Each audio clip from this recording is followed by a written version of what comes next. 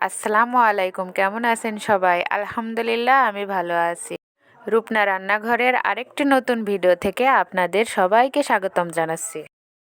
আজকে আমি বানাবো নুডলসের পাকোড়া।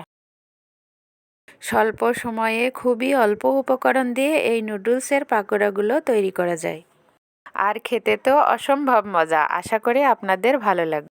প্রথমে আমি একটি পাত্রে পানি গরম করে নেব। সেই ফুটন্ত গরম পানিতে নুডলস দিয়ে দিব। নুডলসগুলো ভালো করে সিদ্ধ করে নিব। নুডলস সিদ্ধ হয়ে গেলে এখন ঢেলে নিব। তারপর ঠান্ডা পানি দিয়ে ধুয়ে নিব। কড়াইতে সাদা তেল গরম হওয়ার জন্য দিয়ে দিব। সিদ্ধ করে রাখা নুডলসের সাথে পেঁয়াজ কুচি, কাঁচামরিচ কুচি, স্বাদমতো লবণ মিশিয়ে নিব। এরপর দিব ভাজা জিরার গুঁড়া, হলুদের গুঁড়া আর লাল মরিচের গুঁড়া। এগুলো আমি হাফ চামচ করে দিয়েছি, সাথে একটি ডিম ফাটিয়ে দিয়েছি। এগুলো আমি আলতোভাবে মিশিয়ে নিব। তারপরে দিয়ে দিব ময়দা। ময়দা যদি হাতের কাছে না থাকে আটাও দিতে পারেন। ময়দাগুলো দিয়ে সব উপকরণগুলি ভালোভাবে মিশিয়ে দিব। এর সাথে আমি নুডলসের মশলাও দিয়ে দিব। আর একটু ভালোভাবে মাখিয়ে নিব।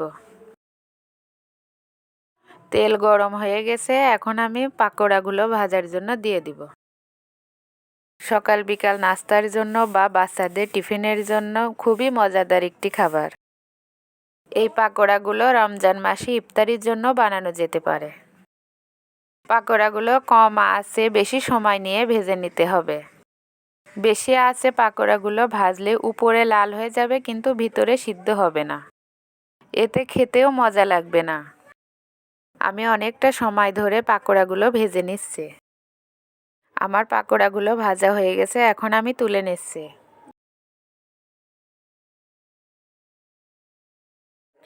দেখুন কি মুচমুচে হয়েছে, আমি একটা ভেঙে দেখাচ্ছি।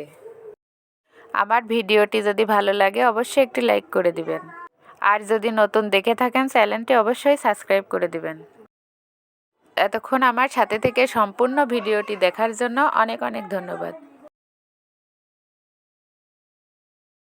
আজকের মতো এখানেই শেষ করছি। সবাই ভালো থাকবেন, সুস্থ থাকবেন। আল্লাহ হাফেজ।